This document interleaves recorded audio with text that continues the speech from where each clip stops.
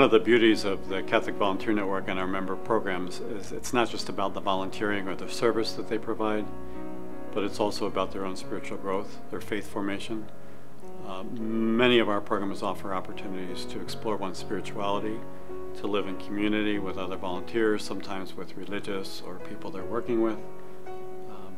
Opportunities to explore a simple lifestyle, to see what it is to live without the distractions that so many of us have in our lives, and perhaps in some cases to live a little more closely like the people whom they're serving.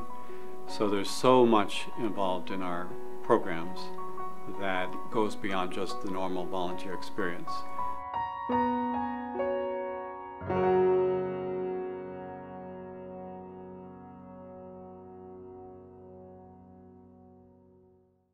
I ministered with Criminal Justice Ministry, which is a program of St. Vincent de Paul Society. We worked with men and some women that were coming out of prison, helped them move into apartments, and helped them kind of reintegrate into society. So I was with the Jesuit Volunteer Corps Northwest, and I was in Anchorage, Alaska for my year of service, and I was working at Beans Cafe, which is a soup kitchen and day shelter for homeless. And we had a social services office at the soup kitchen where I worked. So it was a lot of direct contact with the homeless population, a lot of distributing things to meet immediate needs, handing out dry socks, toothbrushes, soap, distributing mail, giving van rides, kind of whatever needed to be done. And it was neat to really build those personal relationships with the homeless population. It really helped me to see the men as not just not labeling them as being bad, but see them as really a brother in Christ, and also a human being worthy of dignity that they had been so long neglected of. During my senior year, I was discerning actually religious life, and I was talking to my campus minister, who was a Holy Cross priest, and he suggested that I should go on and do more service besides what was required for our school, and that's how I got involved with the associate program. The volunteer program that I did during my year of service was called the Colorado Vincentian Volunteers, and it's a year of inviting you in to live in solidarity with those who are experiencing homelessness or are poor, in the spirit of St. Vincent de Paul and Louise de Merlac. There was, during my year, 19 volunteers, so between two houses, and you had intentional community, prayer life, time for reflection, mass, growth, and just time to really be with your community and then learn about yourself as well. And then the aspect of ministry came in with direct service and advocacy of working at Mount St. Vincent Home, which helps kids that have been abused or neglected try to live a better life. Life gets better. And I just thought that really spoke to me, and I could see that they, in their ministry with the 4 pillars of Catholic social teaching, were really working on the 2 feet of service, direct service and advocacy, but also the systemic thinking, systemic change. And I really wanted to be a part of making a difference in the world. The heart of a disciple is shaped by generosity. Generosity is a grace to be prayed for and desired by anyone who hears the call of the Lord. It is the first step in putting on the generous heart of Christ.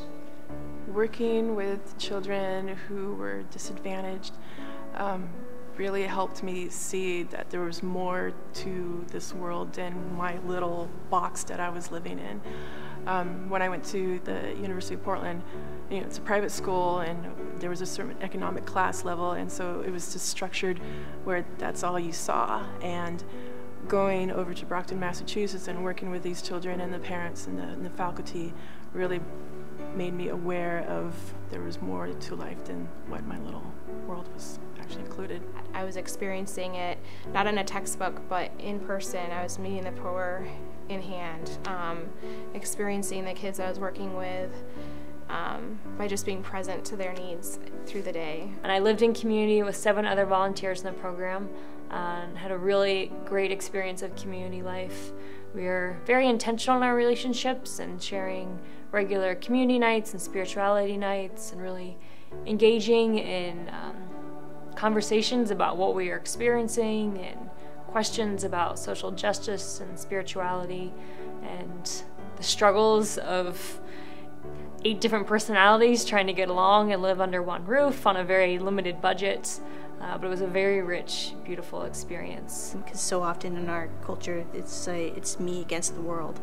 And to see this more of a community of people together and to give them the time that they deserve, no matter what situation they're in, whether they're a board member at school or just a child that I work with at school. It's somebody that's worthy of my time and that I need to have that prayer focusing me so that I can try to be more attentive to them and their needs, and whether it be just to talk or somebody that needs a prayer in their life.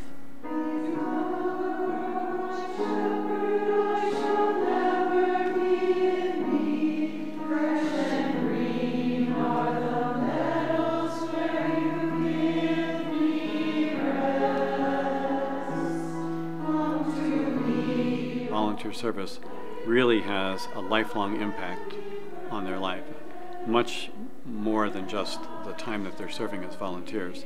They go on to be committed people in their church communities, in their civic communities, in their charitable giving, in so many ways, in almost every category. The alumni of the faith-based volunteer programs that are part of Catholic Volunteer Network exceed those of the general population. So as part of that, we also learned that a lot more of our volunteers, or the people who have gone through our programs, have considered religious life. We think it's important, and it fits in with the mission of Catholic Volunteer Network to help people see, where is God calling me in life? How can I best live out my baptismal call to holiness?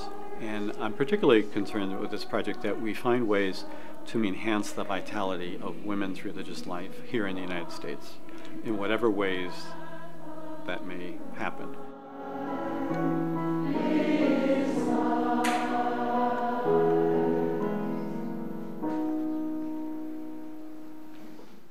I actually did start thinking about vocation during my volunteer experience. Previously, I hadn't thought about being a sister or a vocation in general.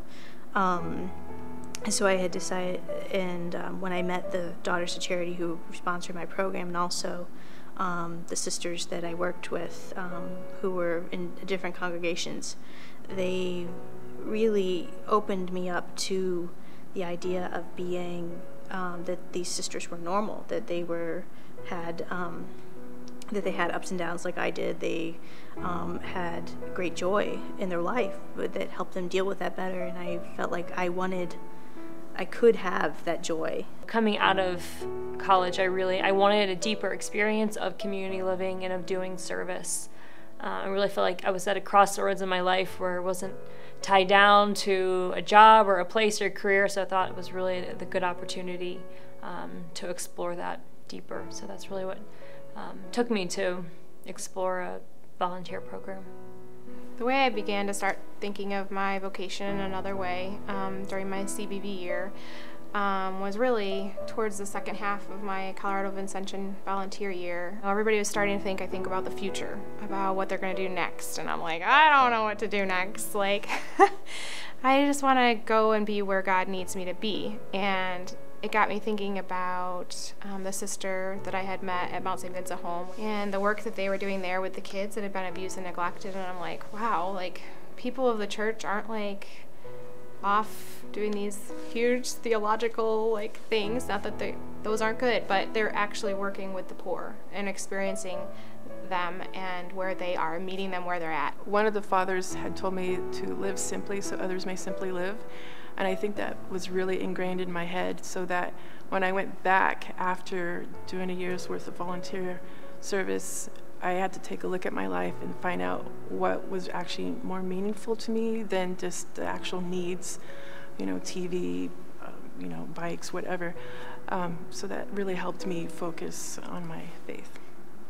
Like, it's very easy in our world, in our society today, just to go into autopilot and just to kind of follow the mainstream. Oh, I graduated from college. Oh, I'm supposed to, start a career. Oh, I've been dating this person. I'm supposed to get married now. And just